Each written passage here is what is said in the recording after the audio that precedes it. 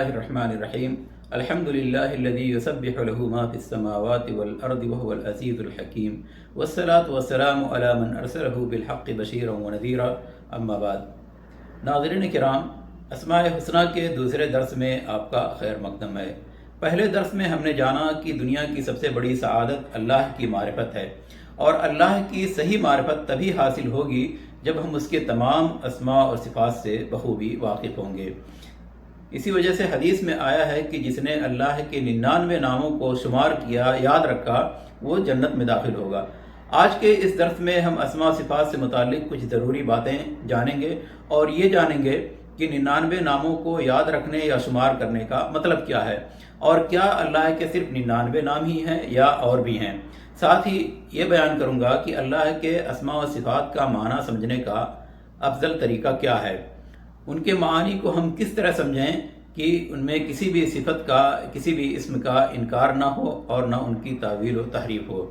ان کو اسی طرح سمجھیں جس طرح قرآن و حدیث میں بتایا گیا ہے، اور جس طرح صحابہ کرام، تابعین اعظام اور سلف صالحین نے ان کو سمجھا، نہ کہ اس طرح سمجھیں جیسا کہ متکلمین، فلاسفہ اور معتزلہ و شاعرہ نے سمجھا. اللہ سے امید کرتا ہوں کہ اسماء و صفات کے یہ دروس دلچسپ اور آسان ہونے کے ساتھ ساتھ مفید بھی ہوں گے، اور جن کے اثرات بھی ہماری اور آپ کی زندگی پر مرتب ہوں گے انشاءاللہ.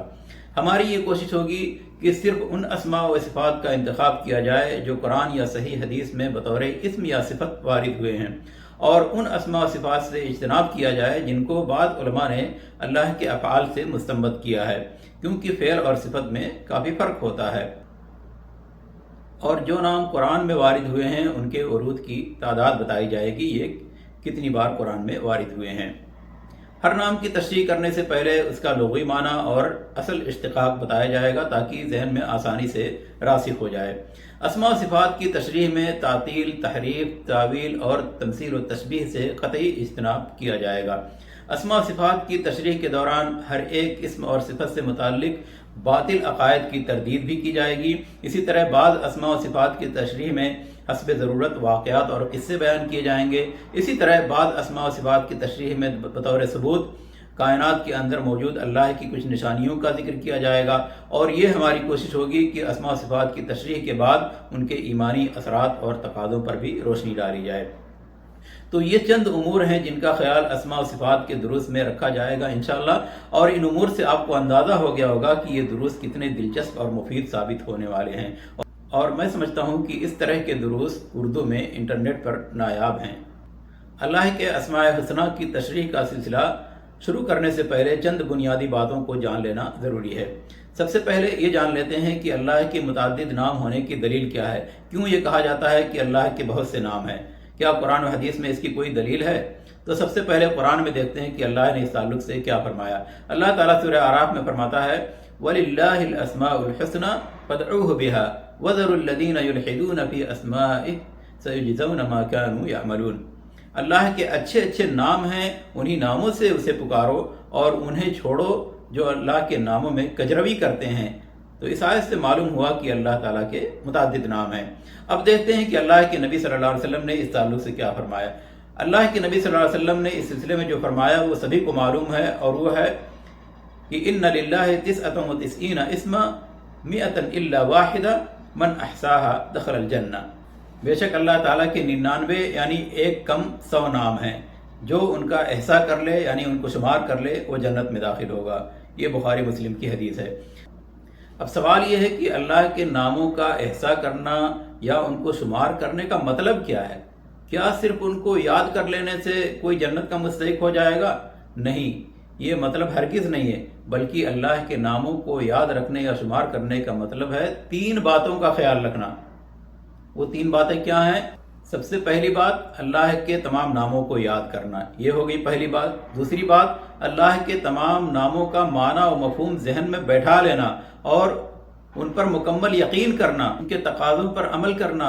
مثال کے طور پر ہم نے یہ یاد کر لیا کہ اللہ کا ایک نام حکیم ہے، تو اس کا مفہوم بھی ہمیں ذہن میں رکھنا ہوگا کہ جب ہم نے مان لیا کہ اللہ حکیم ہے اور دنیا کی تمام چیزیں اس کی حکمت سے چلتی ہیں، تو اب تمام معاملات کو اللہ کے ہی سپرد کرنا ہوگا. یہ نہیں کہ ہم اللہ کو حکیم تو مانتے ہیں لیکن دل میں یہ اعتراض ہو کہ اللہ نے ایسا کیا، اللہ نے اچھا نہیں کیا. اللہ کا یہ حکم ہمیں پسند نہیں۔ تیسری بات جس کا خیال رکھنا ضروری ہے وہ یہ ہے کہ اللہ کے ناموں کو یاد کرنے کے بعد انہی ناموں سے اللہ کو پکارنا۔ مثلا اگر ہم اللہ سے اپنے گناہوں کی بخشش طلب کریں تو یہ کہہ کر کہ یا غفور اغفر لی، کہ اے بخشنے والے مجھے بخش دے، اور اللہ سے اگر کسی نعمت کا مطالبہ کریں تو اس طرح کہیں کہ یا وہاب حب لی، اے عطا کرنے والے مجھے بھی عطا کر، خواہ مال طلب کرے یا اولاد طلب کرے تو وہ اس طرح سے دعا کرے۔ تو ان تین باتوں کا خیال رکھنا ضروری ہے، تبھی ہم اس فضیلت کو پا سکتے ہیں جو اس حدیث میں بیان ہے۔ دوسری بات، اس حدیث میں جو 99 ناموں کو شمار کرنے کی فضیلت آئی ہے، اس حدیث کا مطلب یہ نہیں ہے کہ 99 ناموں کے سوا اللہ تعالیٰ کے اور نام نہیں، کیونکہ قرآن و حدیث میں 99 سے کہیں زیادہ نام آئے۔ چنانچہ صحیح حدیث سے ثابت ہے کہ اللہ تعالیٰ کے کئی ایسے نام ہیں جو اللہ نے کسی کو نہیں بتائے۔ تو یہ اس بات کی واضح دلیل ہے کہ اللہ تعالیٰ کے نام صرف 99 تک محدود نہیں ہیں۔ ایک اور بات جس پر تنبیہ کرنا ضروری ہے وہ یہ کہ اللہ تعالیٰ کے نام صرف وہی ہیں جو اللہ تعالیٰ نے خود بیان کیے یا اس کے رسول محمد صلی اللہ علیہ وسلم نے واضح فرما دیے، اس پر اضافہ کی کوئی گنجائش نہیں۔ لہذا اللہ کو خدا کہنا یا کوئی اور نام دینا جو قرآن و حدیث سے ثابت نہیں ہے، یہ اللہ کی شان میں گستاخی ہو سکتی ہے۔ اور اس سلسلے میں قرآن اور حدیث پر اکتفا کرنا اس لیے ضروری ہے کہ اللہ تعالیٰ کی ذات کو اللہ اور اس کے رسول سے زیادہ بہتر اور کوئی نہیں جان سکتا۔ اب ایک اور ضروری بات کہہ کر آج کا درس یہیں پر ختم کرتا ہوں، وہ یہ کہ اللہ کے اسماء و صفات پر ایمان لانے کا صحیح طریقہ کیا ہے۔ صحیح طریقہ یہ ہے کہ اللہ تعالیٰ نے اپنی ذات و صفات کے متعلق اپنی کتاب میں اور اپنے رسول صلی اللہ علیہ وسلم کی زبان سے جو کچھ بیان کیا ہے اسے بالکل اسی طرح قبول کیا جائے اور تسلیم کیا جائے، اور اس میں تحریف و تعویل، تعطیل، تکییف اور تمثیل و تشبیہ سے پوری طرح اجتناب کیا جائے۔ تحریف و تعویل کا مطلب یہ ہوتا ہے کہ اپنی خواہش یا اپنی سمجھ کے مطابق ان میں تبدیلی کی جائے، اور تعطیل کا مطلب یہ ہے کہ اللہ کے اسماء و صفات میں کسی اسم یا صفت کا انکار کیا جائے، جیسا کہ جہمیہ اور اشاعرہ کا طریقہ ہے۔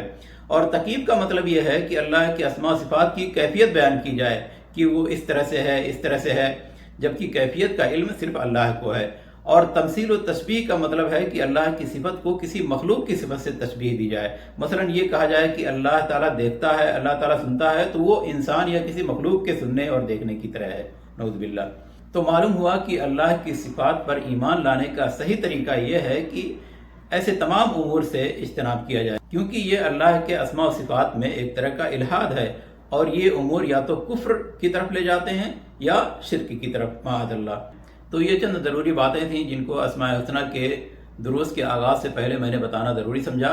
اگلے درس سے اسماء و صفات کی تشریح کا سلسلہ باضابطہ شروع کیا جائے گا انشاءاللہ، اور اس سلسلے میں جو اللہ کا ذاتی نام اور سب سے مشہور نام ہے یعنی اللہ کا لفظ، اس پر روشنی ڈالی جائے گی، اور یہ بتایا جائے گا کہ اللہ کا لفظ مشتق ہے یا جامد، اور اس کے کیا کیا معنی علماء نے بتائے ہیں، اور اس نام میں کیا کیا خوبیاں ہیں، یہ سب بیان کیا جائے گا انشاءاللہ۔ اللہ سے دعا ہے کہ ہم سب کو ثابت قدم رکھے، سبھی مشاہدین کو صحت و تندرستی عطا فرمائے، سبھی کو دنیا و آخرت کی بھلائی نصیب کرے، آمین۔ واللہ ولی التوفیق، وصلی اللہ علی نبینا محمد وعلی آلہ واصحابہ اجمعین۔